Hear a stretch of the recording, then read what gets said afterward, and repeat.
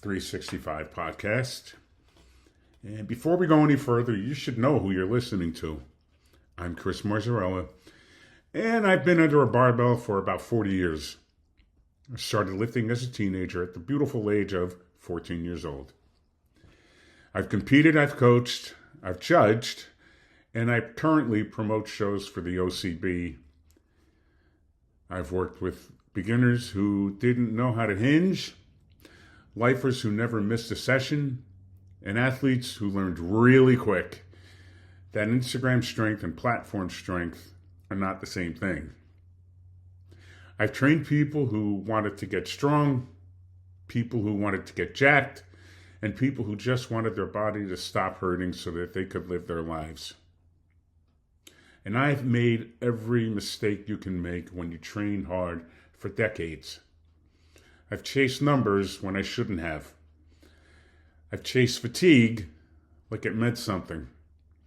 I've ignored every recovery because my ego told me I was different. I wasn't. This podcast isn't coming from theory. It's coming from time earned, from reps, from seasons, from watching what actually holds up and what quietly destroys people when nobody's filming it. That's why this show exists. Now, let me ask you something. You ever walked into a gym, trained hard, did everything on the program, and walked out feeling absolutely nothing? No connection, no intent, no confidence, just tired. If that's happened to you, you're not weak. But you are probably training yourself straight into a dead end and calling it discipline. The other day, I was talking to my friend Amanda. I asked her a simple question because she's a competitor. She's actually an OCB figure pro. I said, "How do you look so far? How do you look overall?" She laughed and said she was feeling good now, but she'd been in a rough patch for a while.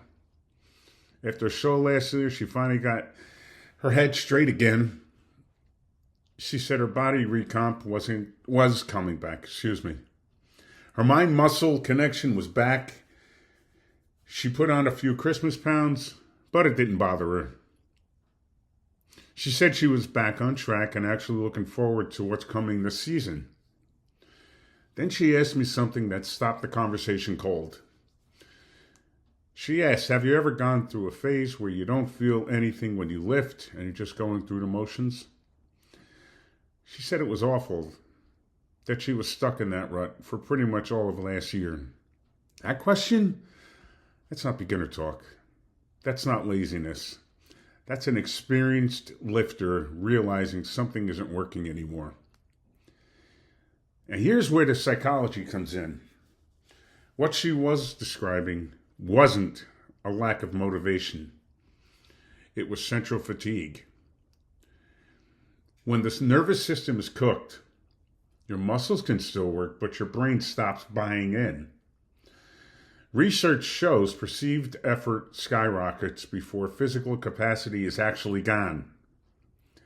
That's why lifters say, "I don't feel anything anymore." It's not weakness. It's your brain protecting you. But most people ignore that signal.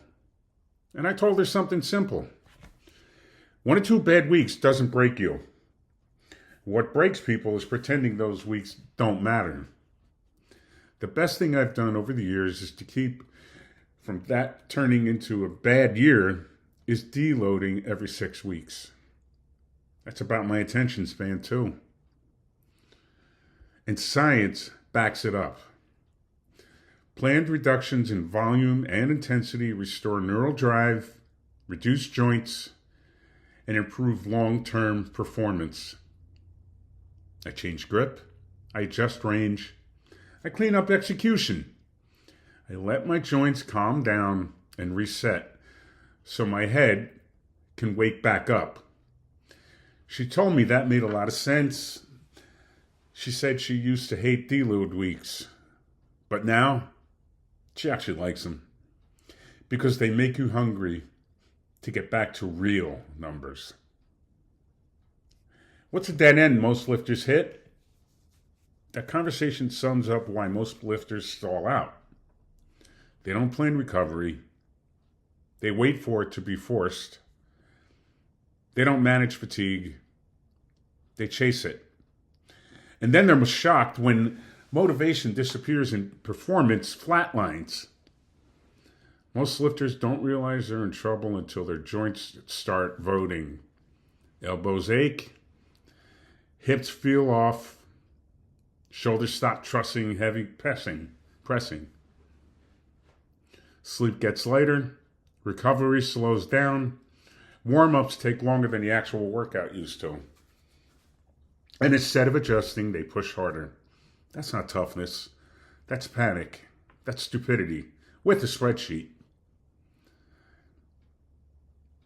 Then the industry screws people up even more.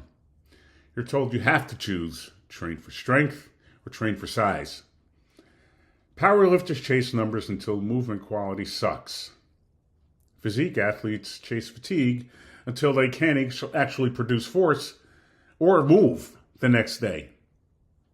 Both sides swear they're right. Both sides are incomplete.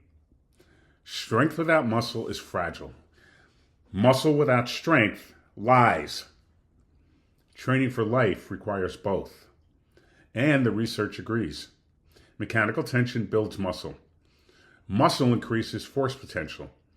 Smart volume and recovery determine whether you can repeat it. Longevity isn't exciting. It's managing volume before your elbows beg you. It's rotating intensity instead of living at max effort like it's a personality trait. It's planned deloads instead of unplanned layoffs. It's understanding that sometimes pulling back is how you move forward. That's not being cautious. That's being experienced. That's what this podcast is about. Real conversations, real training decisions, and systems that don't wreck you, just so you can feel accomplished for 12 weeks. We're going to talk programming, recovery, volume, answer questions about contest prep, powerlifting prep, or things that just make your workout better, and how to actually stay in this game. I'll leave you with this. Let us not grow weary in doing good. Let me rephrase that. Let us not grow weary in doing good, for at the proper time we will reap a harvest if we do not give up. That's Galatians 6:9. Training is the same way. Consistency beats intensity. Patience beats ego. And discipline only works when it's pointed out in the right direction. This is the Power Building 365 podcast. Now we build this the right way.